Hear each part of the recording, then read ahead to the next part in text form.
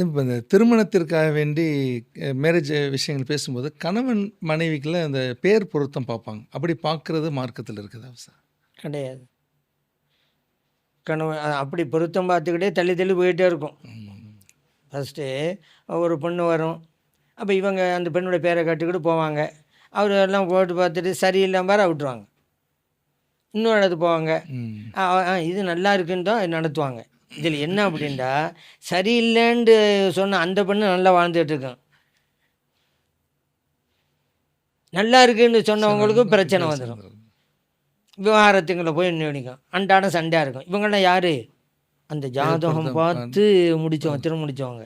அப்படியெல்லாம் கிடையவே கிடையாது.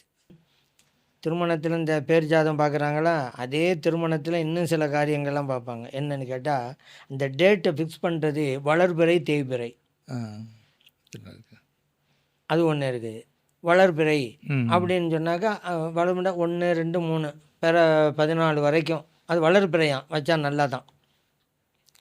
அப்புறம் 15க்கு கீழே தேய்பிறையாம், அதில் வைக்கிறது இல்லை. இப்படி ஒரு நம்பிக்கை இருக்கிறது. அதே போல் இப்போ மாறிடுச்சு. இப்போலாம் கிராமங்கள்லாம் பார்த்தீங்கன்னாக்கா பகல் கல்யாணம் தான் நடக்குது. சிட்டியில் எப்படியோ அந்த மாதிரி தான் கிராமம் நடக்குது. பள்ளி வாசலில் தான் நடத்துகிறாங்க. காலம் மாறிடுச்சு. மக்களுக்கு மத்தியில் ஒரு விழிப்புணர்வு, ஒரு மாற்றம் ஏற்பட்டுச்சு. ஆனால் நான்லாம் சின்ன பிள்ளை இருக்கும்போது பார்த்துருக்கேன். இரவு நேரத்தில் தான் ஊர்வலம் போவாங்க. இந்த திருமணத்துக்கு குதிரை ஊர்வலம் அந்த ஊருமா சுற்றி சுற்றி சுற்றி 1 மணிக்கு மேலே ஒரு 2 மணி அப்போ தான் திருமணம் நடக்கும் நைட்டு. ஆமாம், இரவு ஃபுல்லாக சுற்றிக்கிட்டு வருவாங்க. அந்த தெரு இந்த தெரு எல்லாம் கிராமங்களில் சொல்கிறேன். இந்த முக்கியமான புள்ளிகளையெல்லாம் அந்த நேரத்தில் போய் எழுப்பிக்கிட்டு வருவாங்க. ஏன்னா இவங்கனால அவங்க தூங்காமல் இருக்க முடியுமா? அவர் சொல்லிடுவாங்க, இந்த நடக்கும்போது வீட்டுக்கு ஆள் அனுப்புப்பா வந்துடுறேன்னு சொல்லியிருப்பாங்க. ஊர் தலைவர்கள்லாம் கூப்பிட்டு வருவாங்க. அந்த 2 மணிக்கு நடக்கணும். இங்கே நான் கூட கேட்டேன், ஏங்க எல்லாருக்கும் கஷ்டப்பட்டு தூக்கத்தினை எழுப்பி ஏன் இப்படி நடத்துகிறீங்க? 6 மணி நடத்துகிறேன். இல்லை, இந்த நேரம் தான் கடல் பொங்கிக்கிட்டு வரும். கடல் பொங்கும்போது திருமணம் நடத்தினா வாழ்க்கையும் பொங்கும் அப்படின்னு சொல்லுவாங்க. ஏன்னா எங்கள் ஊரில் கடற்கரை கிராமம். அந்த கடலுக்கும் இதுக்கும் ஒரு பொருத்தத்தை பார்ப்பாங்க. ஆனால் இப்போ இல்லை, அது எல்லாம் பகல் திருமணம் தான். அந்த அளவுக்கு மாறிடுச்சவங்க. அதே போல் திருமணத்தில் இன்னொரு மூட பழக்கம் ஒன்று இருக்குது. விருந்து சாப்பிடுவாங்க பார்த்தீங்களா? விருந்து சாப்பிட்ட பிறகு இலையை மடக்கிறதுல அதில் ஒரு சம்பிரதாயம் வச்சுருக்காங்க. எப்படின்னு சொன்னால், அந்த பக்கம் உள்ள இலையை எடுத்து நம்ம பக்கமாக தூக்கி போடணும். சாப்பிட்டு முடிச்ச பிறகு இலையை மடக்கும்போது நம்ம பக்கம் இருக்கிற பகுதியை எதிர்பக்கமாக மடக்கி போடக்கூடாது. ஏங்க இப்படின்னு கேட்டால், அந்த பகுதியில் உள்ள இலை இங்கிட்டு போட்டால் சொந்தம் பந்தம் உறவெல்லாம் வேணும்னு அர்த்தமா. இந்த இலையை தூக்கி அங்கிட்டு இப்படி போட்டால் எனக்கு வேணாம் உறவெல்லாம் அப்படின்னு அர்த்தமா. இதெல்லாம் யாருக்கு உங்களுக்கு சொல்லி தந்தது அப்படின்னா, இது நடைமுறைப்படுத்தி போச்சு. முஸ்லீம் மக்களுக்கு மத்தியிலையும் இது இருக்குது. இதுவெல்லாம் இஸ்லாத்துடைய அமைப்பு அல்ல. ஆனால் பல சமூகத்து மக்களோட நம்ம மக்கள் வாழ்கிறதுனால அவங்களுடைய இந்த தவறான கருத்து நம்முடைய சமூகத்தை தொட்டிக்கிடுச்சு.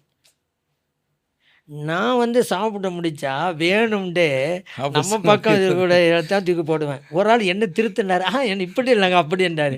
நான் வேணும் தாங்க செஞ்சேன் அப்படின்ட்டேன் அவர்கிட்ட. என்ன இது ஒரு மூட பழக்கம் தானே. இப்போ நம்ம இப்படி போடுறோம், எப்படி நம்ம பக்கத்தில் இருக்கக்கூடிய அந்த இலையை எடுத்து அங்கிட்டு போடுறோம். சொந்த பந்தத்தை ஆதரித்து வாழ்ந்துட்டு இருக்கிறோமே. ஆனால் இல்லை, அங்கேருந்து தான் நம்ம பக்கமாக எடுத்து போடணும், அப்போ தான் சொந்தம் வேணும்னு சொல்லி இலையை தம் பக்கமாக போட்டாரா, போய் கையை கழுவுன பிறகு சண்டை போட்டு வந்துட்டு இருக்கிறாரு. எங்கள் கல்யாண மண்டபத்தில் சில இடத்துல பார்த்துருப்பீங்களே, கல்யாண மண்டபத்தில் சண்டை இருக்கும். இந்த நண்பர்கள்லாம் வருவாங்க போங்க, அந்த நெருங்கிய உறவாக இருக்காங்கல்ல, அவங்க தான் என்ன அப்படி கவனிக்கலை, என்ன இப்படி கவனிக்கலை, அது ஒன்று போகும் வண்டி.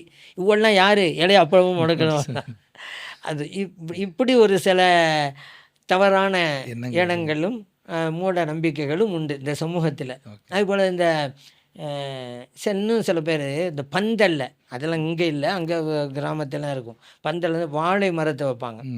வாழை போல் செழித்து வாங்கட்டும் அப்படின்னு. அதே போல் தென்னை மர கொலை, தேங்காய் கொலையை கட்டி போடுவாங்க. இப்படியெல்லாம் இருக்கு.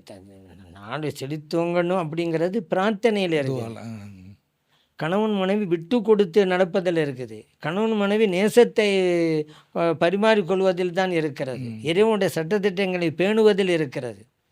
ஆனால் இப்படியெல்லாம் செஞ்சிட்டாலே போதும்னு நினைக்கிறாங்க. அப்படியெல்லாம் இல்லை.